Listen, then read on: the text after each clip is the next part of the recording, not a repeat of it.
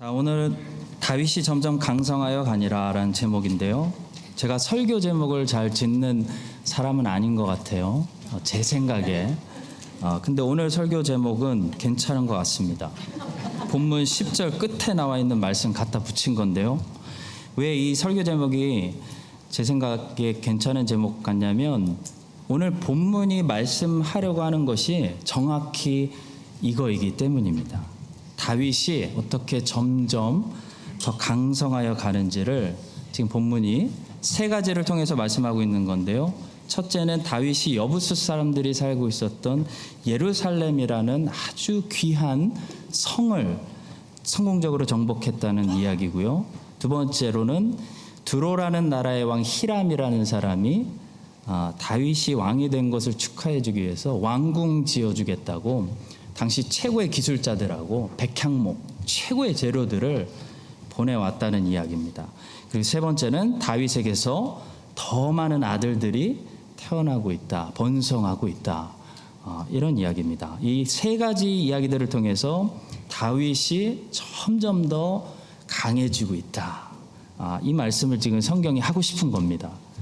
자, 오늘 우리가 읽은 이 본문을 통해 조금 더 디테일하게 하나님께서 어떻게 다윗에게 복을 주시고 또 다윗을 인도하고 계시는지, 또 하나님의 인도를 받고 있는 그 다윗에게는 무엇이 있는지 몇 가지를 살펴보도록 하겠습니다.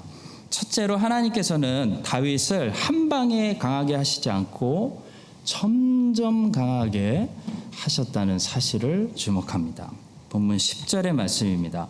만군의 하나님 여호와께서 함께 계시니 다윗이 점점 강성하여 가니라. 여기서 점점으로 번역된 히브리어는 꾸준히, 끊임없이라는 뜻을 가진 단어인데요. 영어로 하면 steadily 가 되겠습니다. 이 단어가 어디서 사용됐냐면요, 노아의 홍수 때 홍수가 끝나고 홍수물이 점점 줄어들었다 라고 말할 때 사용됩니다. 창세기 8장 3절과 5절입니다.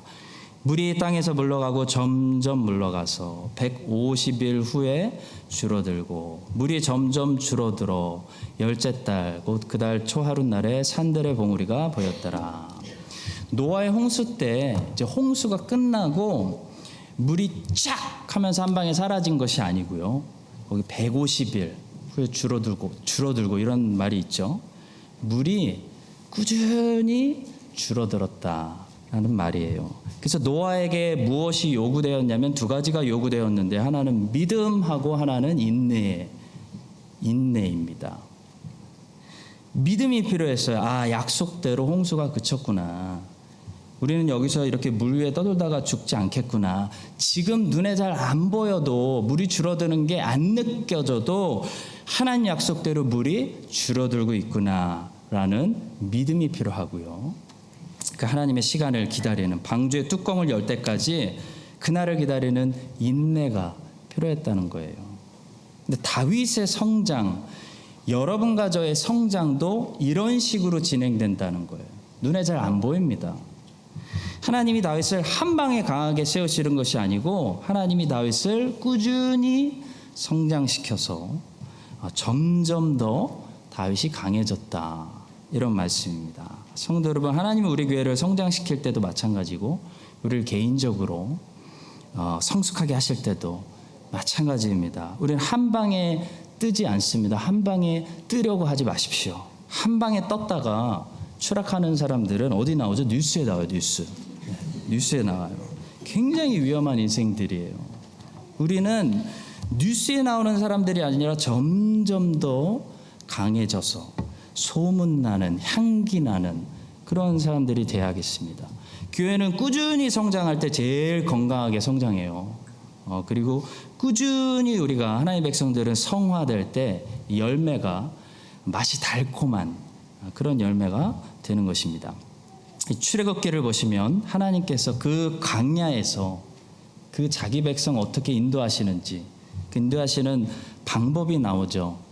출애굽기 13장 21절입니다. 여호와께서 그들 앞에서 가시며 낮에는 구름 기둥으로 그들의 길을 인도하시고 밤에는 불 기둥을 그들에게 비추사 낮이나 밤이나 진행하게 하시니, 하나님이 자기 백성 인도하시는 방법이 출애굽기에 나와요. 하나님께서 그들 앞에 가셨다는 겁니다. 이 말은 구름 기둥과 불 기둥이 저 멀리 가나안 땅에 미리 가 있었다는 게 아니고요. 이스라엘 백성들과 함께 가면서 움직이면서 이스라엘 백성들을 낮에 뜨거운 햇빛과 밤에 차가운 온도로부터 보호해 주면서 한 걸음 한 걸음 앞서 가셨다는 말씀입니다. 어떤 유명한 시각 장애인이 그런 간증을 했습니다. 제가 일부러 이름은 남기지 않았습니다. 사람들이 소경인 저를 인도할 때 1000m 앞에 뭐가 있다고 가르쳐주는 사람은 거의 없습니다. 사람들이 저를 인도하는 방법은 늘 발 앞에 무엇이 있는지 가르쳐주는 것입니다. 거기 계단이 있어요. 조심하세요. 이런 식으로. 하나님도 마찬가지로요. 우리들을 인도하실 때 방법이 있어요. 10년 후에 우리가 뭘 할지 안 가르쳐 주세요. 20년 후에 우리가 어디서 살면서 무슨 소명 감당해야 되는지 지금 안 가르쳐 주세요. 그렇게 인도하시지 않는다는 거예요. 그건 점쟁이들이나 하는 거죠. 거짓말이죠. 구름 기둥과 불 기둥은요, 광야에서 백성들 인도할 때 미리 그 가나안 땅에 가 있지 않았습니다. 구름 기둥과 불 기둥은 오늘은 여기다, 내일은 텐트 접고 저기로 이동한다, 이런 식으로 40년 동안 한 걸음씩 인도하셨다는 거예요. 마찬가지로 성도 여러분, 우리가 10년 후에 어디서 뭘 할지 지금 고민하면 머리가 아픕니다. 근데 분명한 것은요, 이번 주에 뭘 해야 되는지, 이번 주에 내가 어디서 어떤 소명 감당해야 되는지 하나님의 백성들은 정확히 알고 있다는 거예요. 왜 정확히 알고 있을까요? 하나님께서 그렇게 인도하고 계시기 때문이에요. 10년 후는 몰라요. 근데 이번 주는 아신다니까. 이번 주 아시잖아요. 내가 뭘 해야 되는지. 이것이 광야에서 하나님이 자기 백성들을 인도하시는 방법입니다. 이스라엘 백성들은 출애굽한 후에 직선으로 가나안 땅으로 인도받지 않았습니다. 광야로 돌려서 시내산이라는 중요한 곳을 거쳐가게 되죠. 거기에 하나님이 우리를 또 어떻게 인도하시는지 아주 중요한 그런 교훈이 있습니다. 메시지가 있습니다. 출애굽 후에 만약에 직선으로 가면요, 광야 거치지 않고 갈 수 있습니다. 광야 거치지 않고 젖과 꿀이 흐르는 약속의 땅으로 갈 수 있습니다. 그런데 하나님께서 절대로 그렇게 인도하시지 않는다는 거예요. 젖과 꿀이 흐르는 땅에 가기 전에 하나님은 광야로 인도하세요. 그리고 훈련받게 하십니다. 훈련을 받게 하시고 그릇을 만들어 주시고 그 다음에 축복을 담아 주신다는 거예요.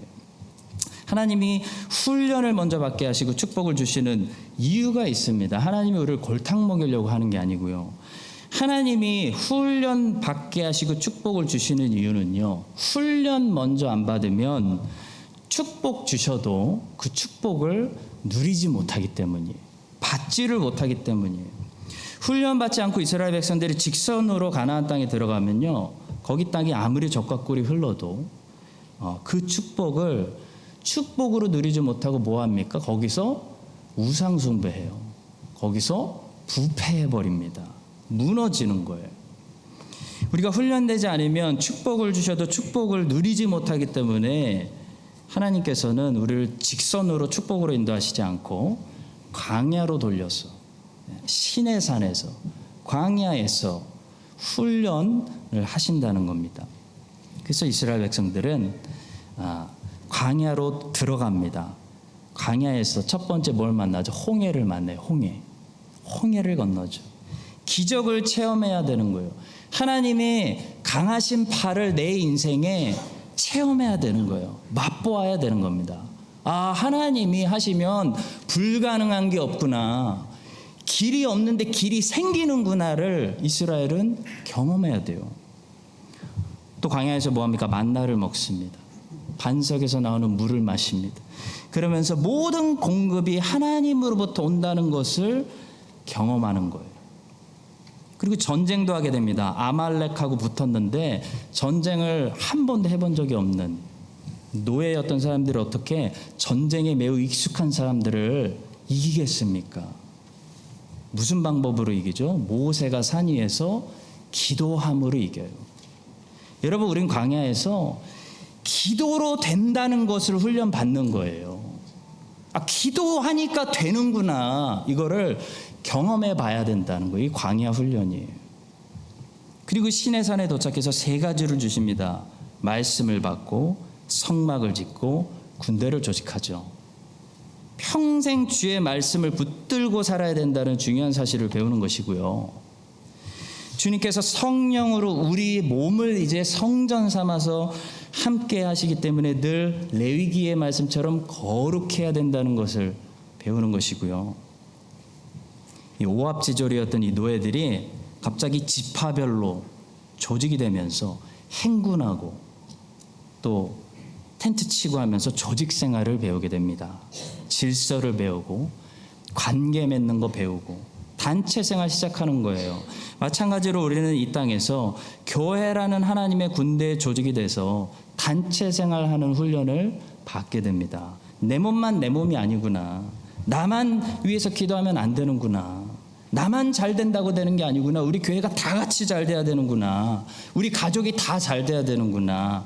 이걸 이 땅에서 배우는 거죠. 이런 훈련의 과정이 없이는 축복의 땅으로 인도하시지 않습니다. 왜냐하면 축복은 우리가 생각하는 것처럼 저절로 우리에게 오는 어떤 것이 아니라요. 우리가 가서 싸우고 정복해서 잘못된 것들은 멸한 다음에 하나님의 방법대로 성경적인 질서대로 다시 세우고 다시 고치고 고쳐서 세우는 것이 하나님이 허락하시는 이 젖과 꿀이 흐르는 축복된 삶이기 때문입니다. 근데 이스라엘 백성들은 이 훈련을 제대로 안 받았습니다. 훈련을 거부하고 불평하고 도망가려고 하고 애굽으로 돌아가자고 그러고, 그래서 가나안 땅에 들어가서도 그 땅을 바꿔내지 못하고 그 축복을 누리지 못하고 자기들이 영향을 받아가지고 자기들이 변질했죠. 그리고 부패해가지고 젖과 꿀을 다 까먹고 그 땅을 우상 숭배하게 만드는, 그러다 망하는 그런 사람들이 되었습니다. 성도 여러분, 하나님은 우리를 단번에 직선으로 어떤 높은 자리나 많은 사람들을 만나야 되는 자리나 많은 것들을 맡아야 되는 자리로 인도하시지 않습니다.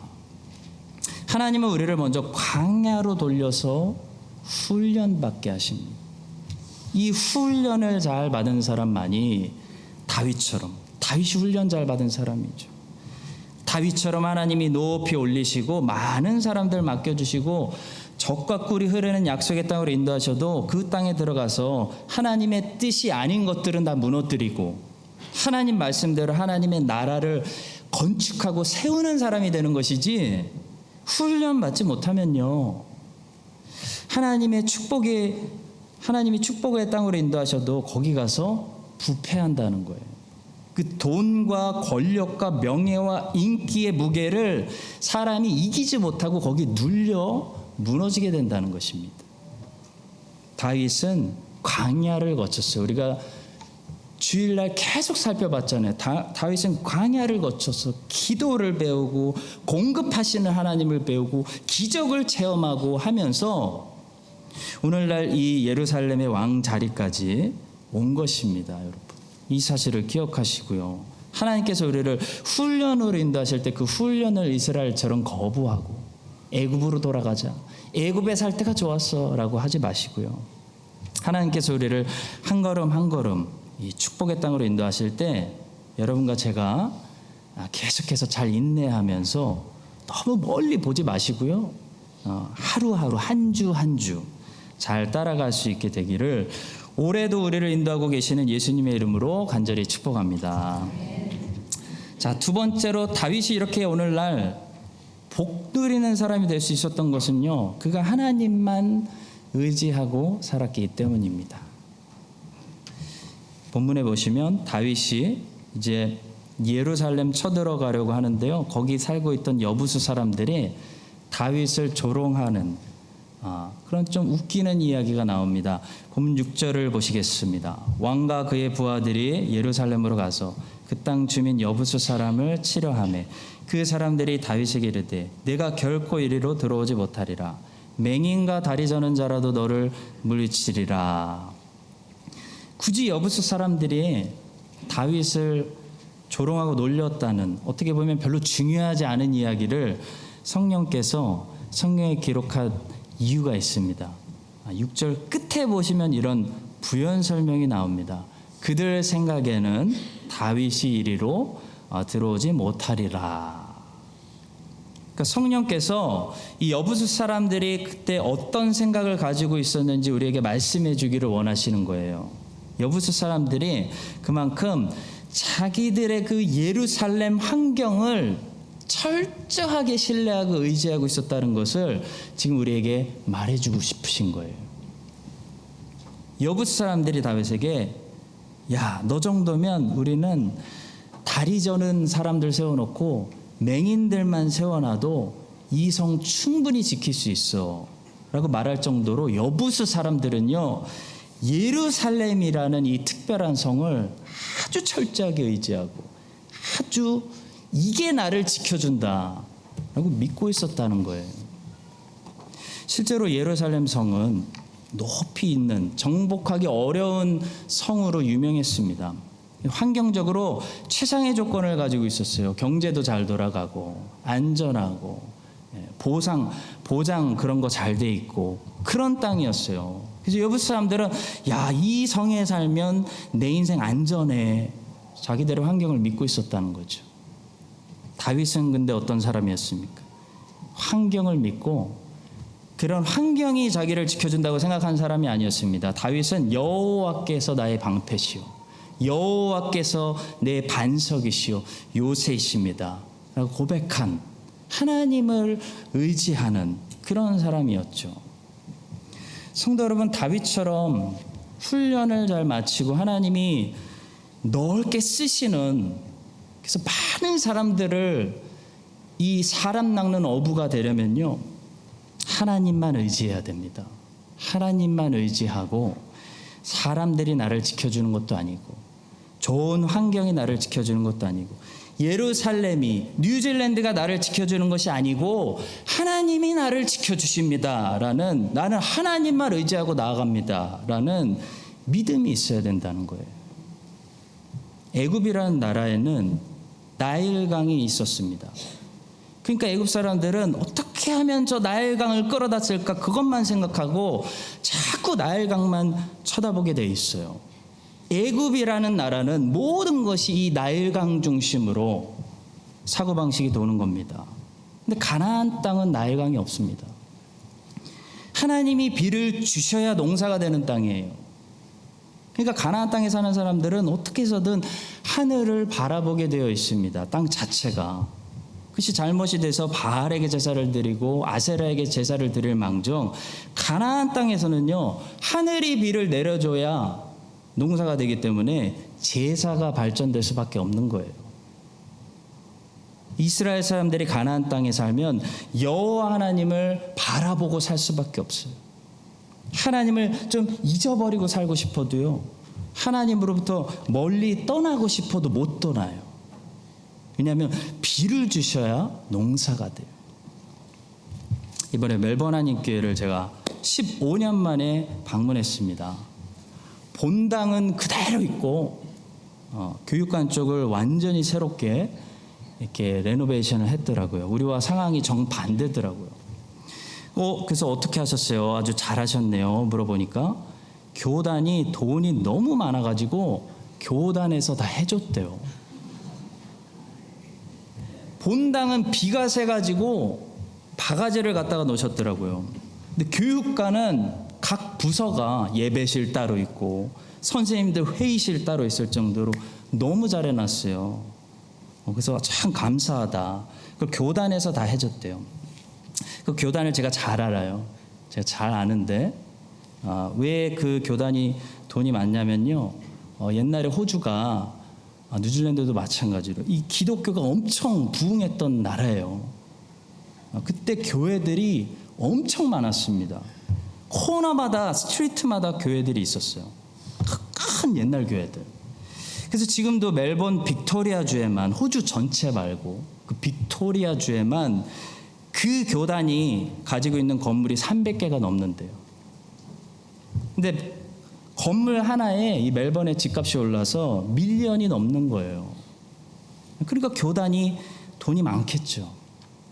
다른 호주 교회들은 다 죽어가는데 이 한인교회가 혼자 막 부흥하고 있으니까 도와주는 거예요. 근데 여러분, 이게 제가 그 교단 사정을 잘 알고 있기 때문에 참 감사한, 멜번 한인교회에게는 참 감사한 일이면서도 참 씁쓸하더라고요. 왜냐하면 호주도 여기랑 상황이 똑같아서 호주 교회들이 다 텅텅 비고 있습니다. 사람이 없어요. 다음 세대 없습니다. 주일학교 상상도 못해요. 그러니까 버티다가 더 이상 성도가 없으면 옆에 교회랑 합쳐져요. 제가 알기로 20명인 걸 알고 있어요. 마지막 데드라인이. 20명 내려가면은 그 건물을 교단에서 팔아버려요. 교회 건물을 세상에 파는 거예요. 그리고 그 건물을 판 돈을 교단이 이렇게 가지고 있다가 목사들 월급 주는 거예요. 여러분, 뭐 어쩔 수 없으니까 그렇게 하겠죠, 교단은. 그런데 교회에 다음 세대가 많아야지, 통장에 돈만 많으면 여러분 그게 건강한 것이겠습니까? 좋은 현상이 아니잖아요. 여러분, 교단이 그렇게 돈을 많이 가지고 있으면 사람이 자꾸 어떻게 되냐면요, 자꾸 그 교단만 바라보게 돼요. 자꾸 어떻게 하면 저 교단에서 돈을 얻어내서 끌어다가 쓸까, 그것만 생각하게 되는 거예요, 사람이라. 목사들도 똑같아요. 조심해야 돼요. 하나님이 부르시는 곳에 가서 소명으로 목회를 감당하려지 않고 월급을 탁탁 많이 주니까 교단에서 자꾸 교단을 바라보게 되는 거예요. 성도 여러분, 나일강이 있으면 저거 끌어다가 쓰면 되는데 그 생각만 하게 되는 게 사람입니다. 제가 미리 말씀드리는데요, 뉴질랜드 장로교단 돈 없어요. 여러분, 우리는 돈이 없어요. 크라이스트처치에는 나일강이 없어요.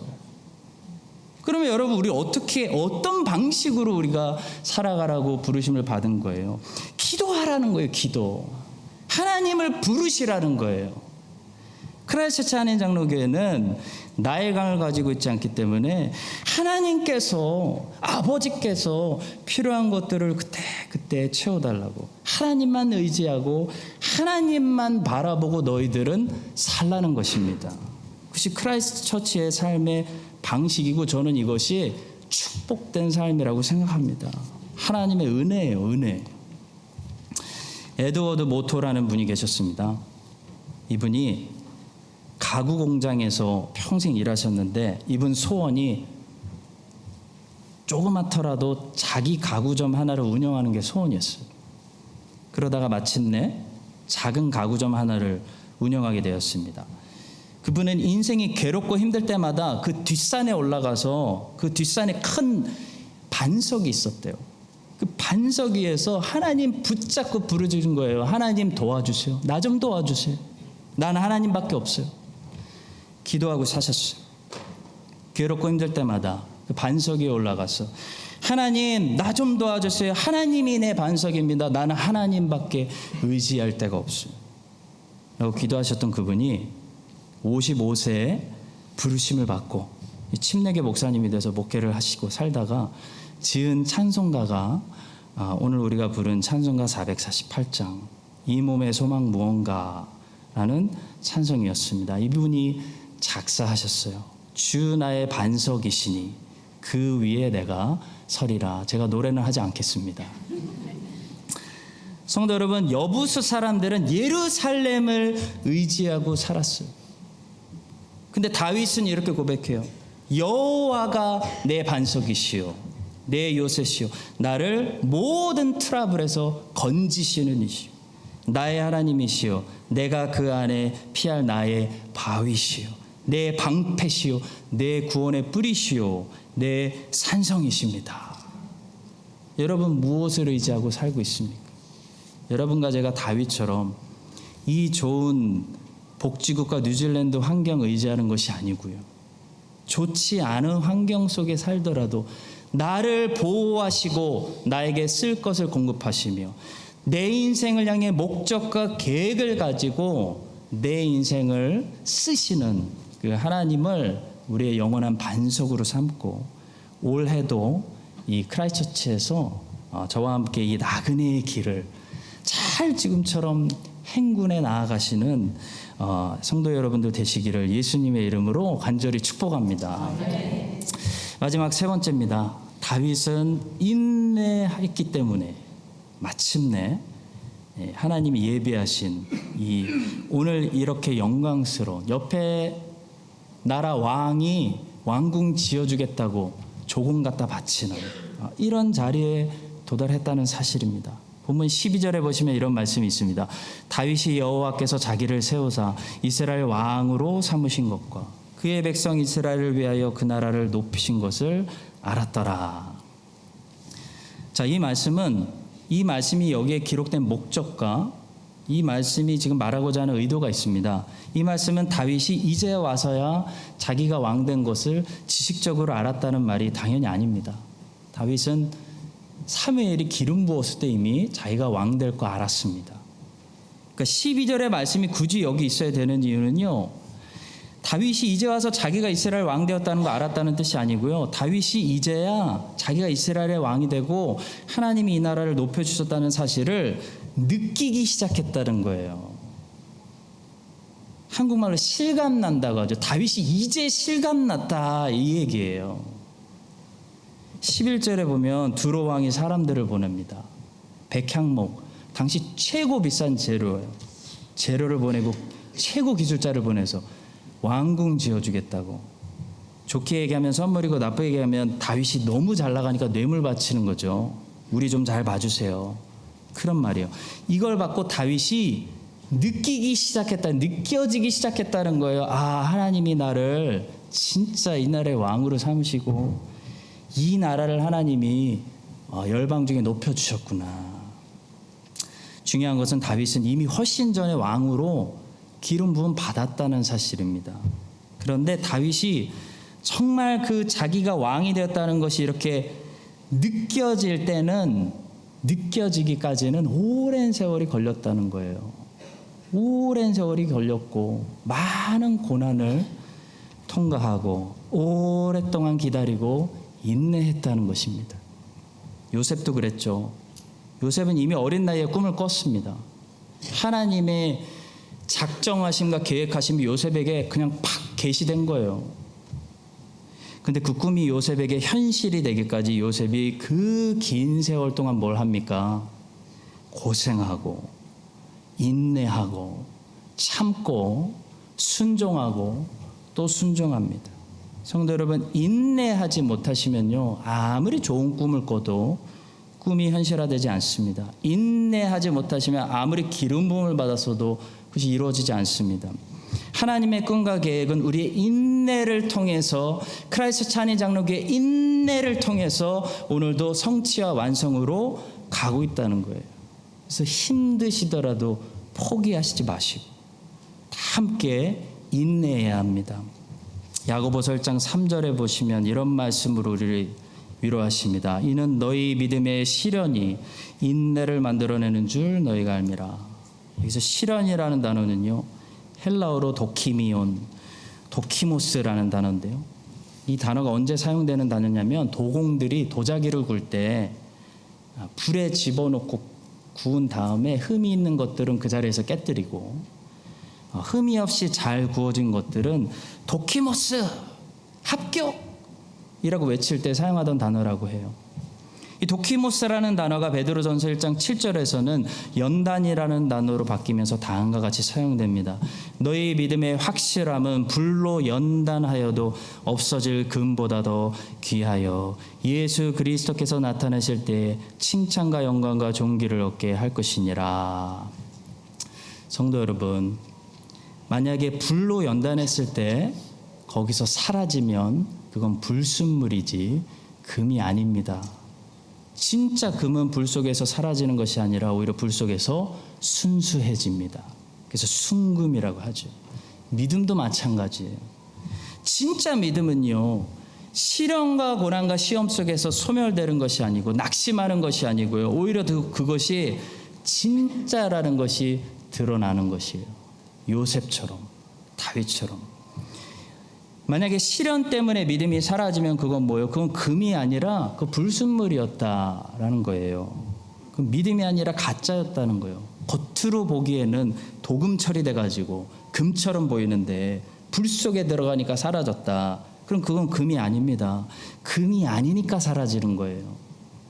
믿음도 마찬가지입니다. 겉으로는 예수를 잘 믿는 것 같이 보였는데 주일 성수 또박또박 척척 했는데 불 속 들어가니까 누구는 사라지고 무너지고 누구는 더 순수해진다.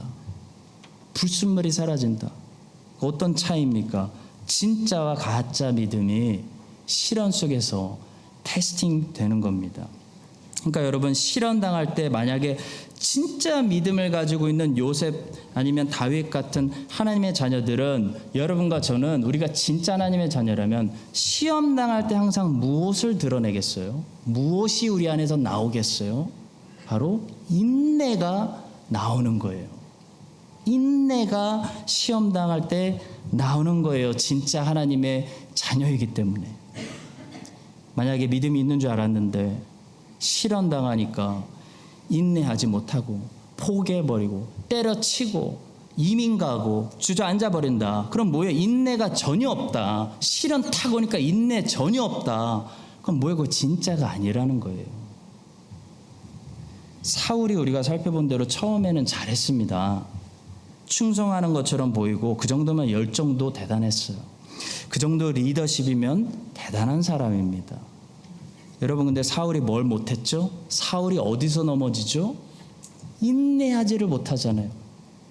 시험이, 엄청난 시험이, 자기 군대는 다 도망가고 블레셋이 탁 오는 엄청난 시험이 딱 오니까 인내를 하지 못하잖아요. 사무엘을 기다리지 못하고 하나님을 신뢰하지 못하고 백성들의 그 아우성과 그 무게가 사울을 짓누를 때 사울은 인내하지 못함으로 자기가 가짜라는 것을 드러내는 거예요. 사랑하는 성도 여러분, 그래서 우리 신앙의 진정성은 인내로 알 수 있습니다. 여러분과 제가 지금까지 인내하는 것으로 보아 우리의 믿음이 진짜구나, 하나님을 기다리고 신뢰하는구나, 그걸 아는 거예요. 여러분과 제가 앞으로도 천국에 들어가고 주님이 계획하신 일들이 우리 크라이스트 찬의장로교회를 통해서 계속 펼쳐지고 이게 완성까지 가려면요, 많이 우리는 인내해야 됩니다. 그 사실을 우리가 오늘 아침에 다 같이 다시 명심했으면 좋겠어요.